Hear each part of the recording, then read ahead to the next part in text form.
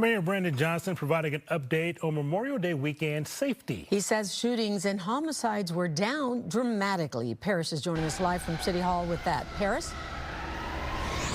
Sylvia and Brian, the Tuesday after Memorial Day is usually when public officials hold a grim press conference recounting a very violent holiday weekend.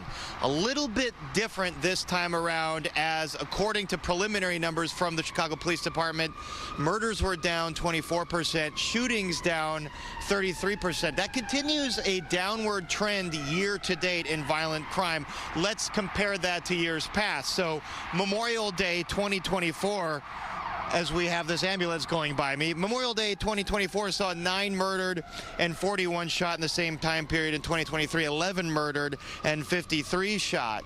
Now, Mayor Johnson credits a whole-of-city approach for this, not just police, but violence intervention workers and city-sponsored youth programs for this reduction.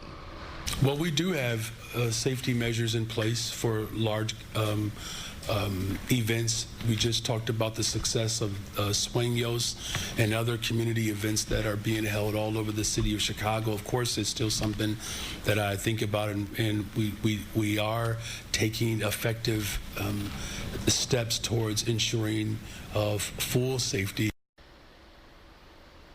Now, we can't discount the obvious fact that it's a very chilly weather pattern taking hold over the city right now and over the weekend. Historically, the warmer the weather, the more crime. But going on first quarter numbers, the city is on track to finish with its lowest number of homicides, potentially in decades, after peaking during COVID. Now, this follows a trend in other big cities, many populous cities seeing a big reduction in violent crime.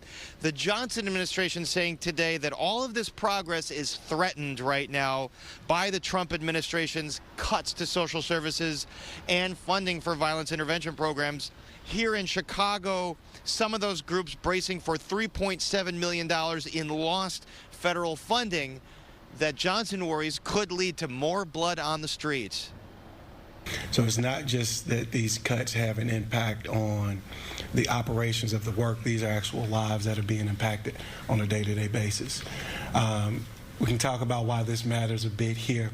Some studies are showing that violence is down 41% in some of those hot spots.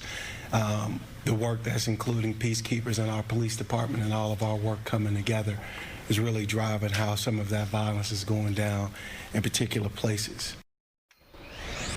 So the factors that dictate the violent crime in a city is so complicated. Even some of the people that study this every day don't have an exact answer, but very promising numbers.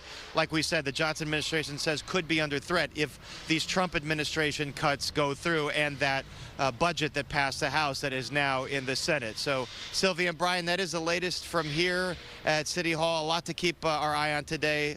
Lots happening in Springfield as well. We'll update you on that later this afternoon. All right, thank you so much, Paris.